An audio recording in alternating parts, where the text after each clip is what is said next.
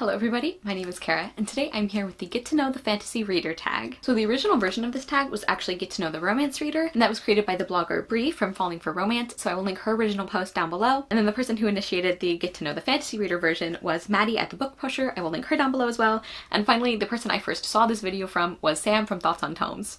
So I was not tagged in this by anybody, but I wanted to do the tag. And as you probably guessed, all of these questions are about your history with the fantasy genre and your preferences and things like that. So the first question is, what is your fantasy origin story? So how you came to read your first fantasy novel. And for me, this is really hard to pin down because I feel like I've always loved fantasy. Like it's always been my favorite genre. I think pretty much from the time I started reading and loving books, part of the enjoyment came from reading about worlds that were not my own. Like fantasy books were always what got me excited, and for the longest time that was primarily what I read. I actually mentioned in the middle grade book tag that one of the first books I have very strong memories of reading by myself was The Invisible Day by Martha Jocelyn, which has a little bit of fantasy in it, but one of the authors that I feel like I've been reading since as long as I've enjoyed fantasy, like I remember checking these books out from my elementary school library, was the Enchanted Forest Chronicles by Patricia C. Reedy. I loved those books. I still love those books. I've been wanting to reread them actually, and I feel like they're just very fun, kind of subversive fantasy, like take those fantasy tropes and play with them and make fun of them. I loved Cymorine as a main character. I loved Morwen. I will say that when I read them now, there's a little bit of the like, not like other girls attitude, which I think was pretty typical at that time, because in order to like revolt against that like princess, like perfect princess archetype, I feel like authors kind of felt like they had to go so far on the other side. But overall, I still really recommend those books. I still love them. Number 2 is, if you could be the hero or heroine in a fantasy novel, who would be the author and what's one trope you'd insist be in the story? So my initial thought for trope was like hate to love or something, because those are relationships I enjoy reading about.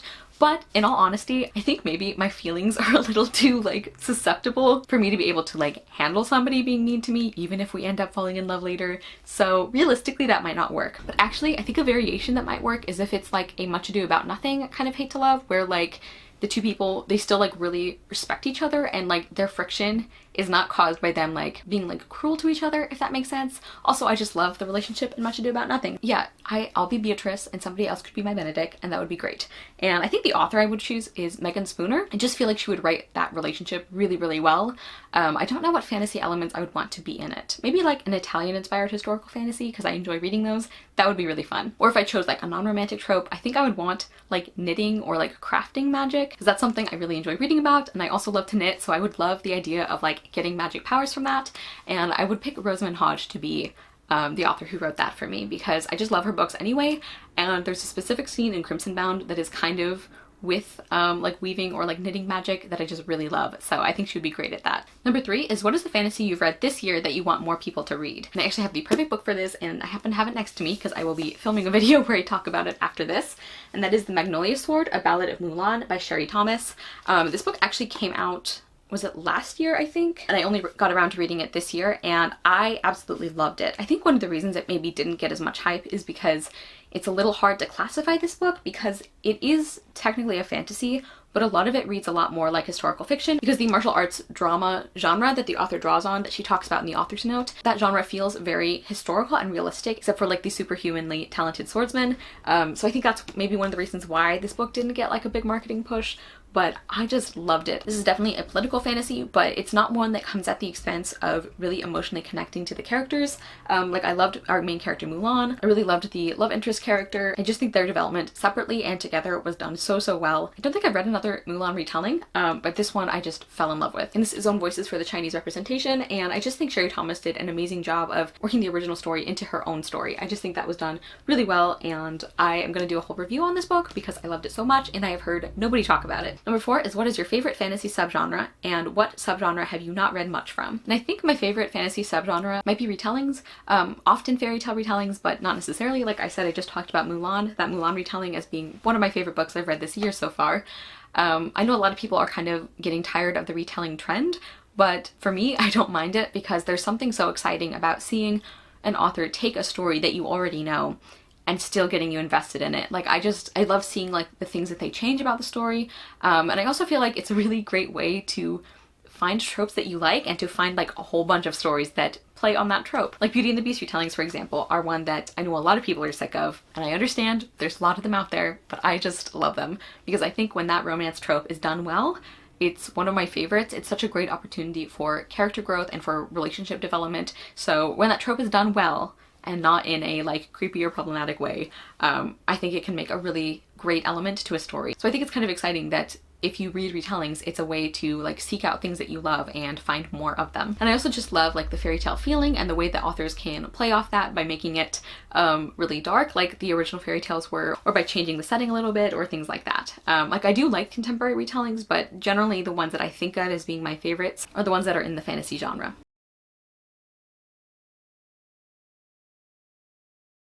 Number 5, who is one of your auto-buy fantasy authors? And I'm not going to give just one answer because Sam didn't get one answer, so I think this is fine. A lot of these are people that you have heard me talk about. Mary Haskell, Frances Hardinge, Megan Morrison, who has the distinction of like, I've only read one series from her, and I still will pretty much buy anything she writes ever. Megan Spooner is another. T. Kingfisher, I absolutely love all of her books that I've read. Anne Ursu, who I think I've only read one book from her still, but I'm still gonna buy everything she writes because that one book was so good. Rachel Hartman, I really love her fantasy world and just like the way that she constructs her world building and her stories, and also her main characters. And also Rosamund Hodge, who I talked about earlier. She's like a very divisive author. I feel like her style either really works for you or really doesn't, and I just happen to be one of the people it really works for. Number 6 is, how do you typically find fantasy recommendations? Goodreads, YouTube, podcasts, Instagram, things like that. And for me, primarily that's YouTube, or specifically through BookTube, through people's videos, or sometimes through like friends that I made through BookTube, so like they will specifically recommend a book to me, but also Goodreads. I found quite a few books I really enjoyed or authors I've gotten interested in from them. Not necessarily the actual Goodreads recommendation feature, but the one that I have found most helpful and most relevant to my interests usually is when you're reading, like you're on a book's description page and it shows you that bar at the top right where it's like, I think other readers also enjoyed or something like that. I found that to be sometimes a really good indicator of authors with similar styles or similar themes. And it's really worked out for me in a few cases. I can't think of any examples right now, but I promise it has. Number 7 is, what is an upcoming fantasy release you're excited for? And I'll link my anticipated release video for the year 2020 down below, but a few that I specifically want to mention is Star Daughter by Shweta Thakkar. I just think this looks and sounds beautiful. Kind of reminds me of an Indian mythology inspired Stardust by Neil Gaiman, but I think one that I'll like better. Court of Lions, which is the second book in the Mirage series. I don't know if it's just a duology, by Sumaya Dawood. I really enjoyed the first book. I feel like it didn't get enough attention. It's a really cool like sci-fi fantasy blend. I just think that was a really strong first book. The only thing I felt like didn't work as well was the romance, but like everything else, like the world building, the writing, the characters, I really enjoyed. And I can't wait to read the sequel. And I think the romance thing, I think that development could be handled a lot better in the second book. So I'm excited for that. And last, I have another sequel to a series I'm loving, and that is Night of the Dragon by Julie Kagawa. This is the third and final book in the Shadow of the Fox series, which I am really loving. It's an Own Voices Japanese inspired fantasy, and I just have been really enjoying it. I actually have the third book pre-ordered. Hopefully it will be getting to me soon. And I'm like very excited and also kind of scared because some big things happened at the end of the second book with the promise of more to come, and I just want everyone to be okay, and I don't know if that's going to happen. Number 8, what is one misconception about fantasy you would like to lay to rest? The one I'm going to go with is probably not a surprise to you guys, and that is that middle grade and YA fantasy are not just training wheels until you get to adult fantasy. Like you don't like graduate to adult fantasy. Like it's not like that's the pinnacle of what the fantasy genre should be, and everything else is just like the discount version of that. Like your tastes may grow and change and adapt, and that's fine, but it's not like you reach a certain level of intelligence or experience and then suddenly you're ready for adult fantasy and you can leave all of the other stuff behind. I find it really frustrating as a reader who reads across many genres and all age ranges. I find it really frustrating that the literary world in general looks down on adult fantasy readers, and then adult fantasy readers turn around and look down on YA fantasy readers, and then YA fantasy readers turn around and look down on middle grade fantasy readers. I just find that whole thing incredibly frustrating and close-minded, and I want it to stop. I'm doing my best to contribute to the end of that by like talking about especially like really wonderful middle grade fantasy that I have read and loved. But yeah, that would definitely be the misconception that I want to get rid of. If I could only pick one, it would be that one, because I'm really tired of book snobbery. Like I've had it. No more, please. Number 9, if someone had never read a fantasy before and asked you to recommend the first 3 books that come to mind as places to start, what would those recommendations be? So this is such a difficult question because universal book recommendations are so hard, and as we've been talking about, like fantasy as a genre is so diverse and it has so many subgenres and kinds and different like stories and authors. So it's really hard to like pick something that would work for everyone. And it's also really hard to pick something that's representative of fantasy because there is so much. So I just came up with 3 books that I think are really good examples of certain kinds of fantasy, and that I think from among these there's a pretty good chance that at least one of these would be what somebody was looking for. But again, universal book recommendations are so difficult because it would depend on the person. But the first one I have is Marisi by Maria Turchaninov, translated by A.A. Prime. This is a series I've talked about at length. It's a very, very feminist fantasy series, and in the first book we follow a girl who lives in the Red Abbey, which is a sanctuary for women and girls who are fleeing hardship, which is generally inflicted by men. And then one of the new girls who comes to this Red Abbey, it seems like some people from her past are coming after her to try and get her back, and it's putting the entire abbey and the entire island at risk. And this is just such a powerful and emotional series, especially the second book, Noundel, which is a prequel. Deals with a lot of heavy material. Just in general, this series deals with a lot of heavy material like misogyny, honor killings, sexual assault, miscarriage, starvation. Those are just some I can remember off the top of my head. But if you can handle the content, I think it is so worth it. The female friendships in this series are absolutely fantastic. I really love the world building, and it's also a very female-centric religion and magical system, and I just think that was really fascinating to learn about and very well constructed.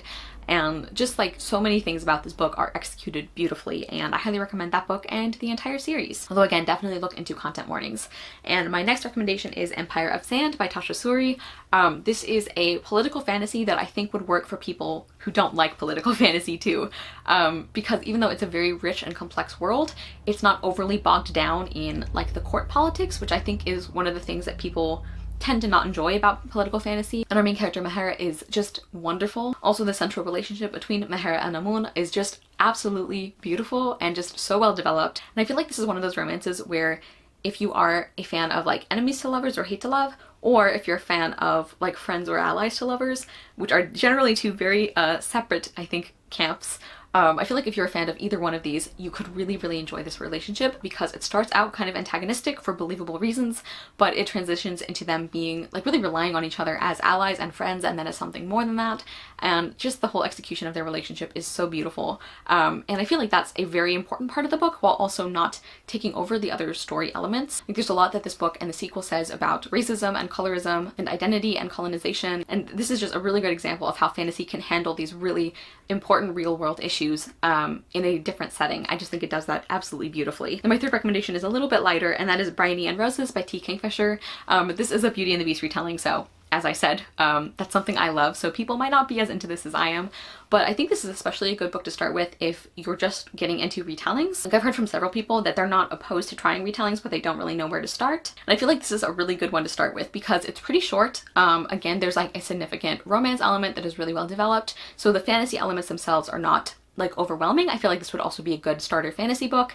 The main character Bryony is just really wonderful. She's really spunky and well developed. And she's definitely sassy, but not in the way that I find frustrating, where she like backtalks people who have the power to kill her, for example. And the writing is also just really funny and really enjoyable. So I feel like among these 3 books, depending on the reader and depending on what branch of fantasy they want to try or they're in the mood for, I think this could be a pretty good starter pack. And finally, number 10 is who is the most recent fantasy reading content creator you came across that you'd like to shout out. And when I looked, I think the most recent one I subscribe to is Fadwa from Word Wonders. I will of course link her down below. I just really enjoy her channel. She reads quite a few genres, but one of her favorites is fantasy, and I just really love the way that she reads fantasy that I don't hear about everywhere else. Like, she does read some really hyped series, but she also has a lot of like underhyped recommendations that she talks about, which as a person who enjoys finding those hidden gems, I really enjoy that about her channel. I like that I can hear about books that not a lot of other people are talking about. I really love the way that she lays out her thoughts. She's very specific about what she likes and dislikes, which is obviously something you look for in a reviewer.